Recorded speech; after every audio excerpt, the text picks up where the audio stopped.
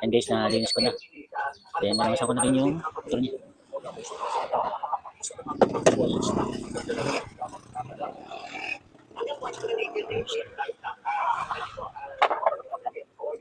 Ayan.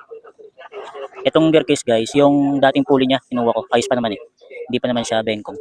Kasi yung mga nabibili na, ano na, bengkong na siya. Pakita ko guys. Ito.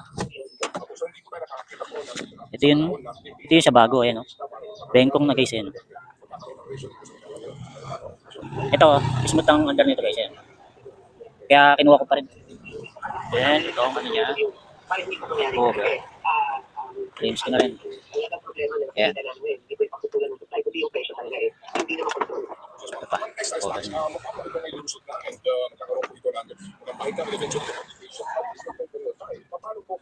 Claims ko na rin. Ilang guys, i-assemble ko na muna guys.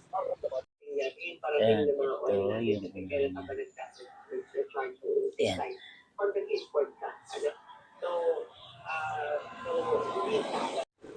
And guys, ito. Tapos na yung project natin na Panasonic 6.5. Palitan ko na ng gear case, then yung belo, then yung spring niya guys, yung tatlong spring. Nirepair ko na lang kasi wala ring makuha ganun kahaba. Yan, testing natin guys. Lakas.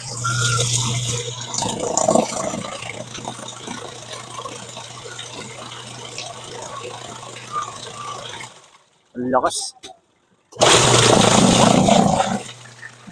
Galit ka nandal. Ito guys, testing natin yung spinner. Pera. Pakita ko muna na may laman guys. Ayan guys, may laman. Puno yan.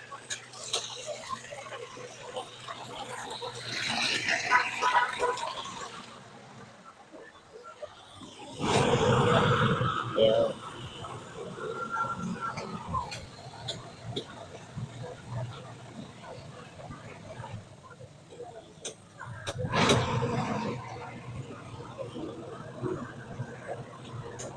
Ayan guys, yung pulley niya, smooth yung ikot. Hindi yung parang paublong yung ikot. Kasi kapag yung mga replacement na gear case, madalas yung pulley niya, bengkong. Kaya pagka umikot, ayun, may yugyug. Kumbaga may vibration. Hindi kasi bilog na bilog yung ikot niya. Ito, kinuha ko yung dating gear case. Maayos pa naman, kaya ito yung nakakabit dyan.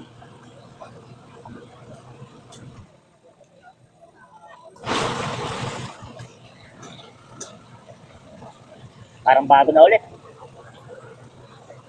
Itong drain niya, pinalitan ko na rin ng valve packing, tsaka itong rod niya.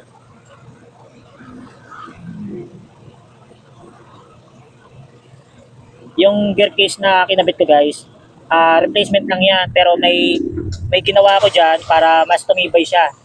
Kasi yung mga replacement guys, within 6 months or 7 months, ang na-encounter ko kasi guys, yung na-experience ko, within 6 months or 7 months, sira na agad yung mga replacement na gear case kapag kinabit natin.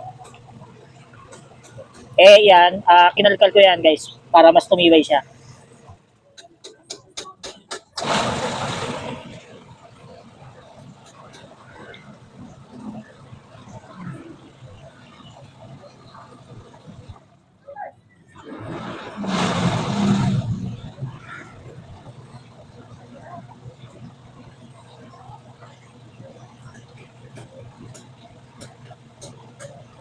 Okay.